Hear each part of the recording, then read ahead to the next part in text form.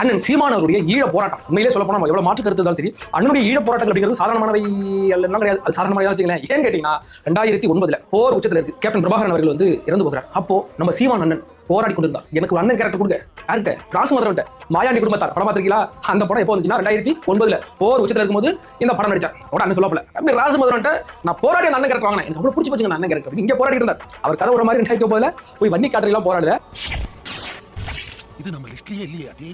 அப்போ ஒண்ணு கிளியரா தெரிஞ்சு போச்சு. 2009 சீமான் அவர்கள் மாயாண்டி குடும்பத்தார் படத்துல நடிச்சுக்கிட்டு இருந்தார். முத்துக்கு முத்தாக சொத்துக்கு சொத்தாக அண்ணன் தம்பி வளர்ந்து வந்தவங்க இங்க பாடிட்டு இருந்தார். நமக்கு தெரியும். சரி ஒருவேளை 2008 போய் பாருவானே நமக்கு தெரியாம அப்படி நீங்க நினைக்கலாம்.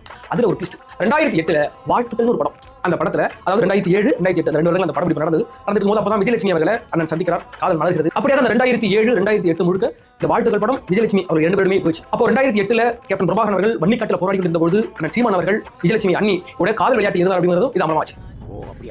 அதுக்கு பிறகு ஒருவேளை அண்ணன் 2006 பக்கம் போய் பாப்பல அந்த பக்கம் அப்படின்னு நினைக்கலாம். அதுவும் இல்ல 2006 அண்ணன் தம்பின்னு ஒரு படம் தாப்பல. என்ன படம்? தம்பின்னு.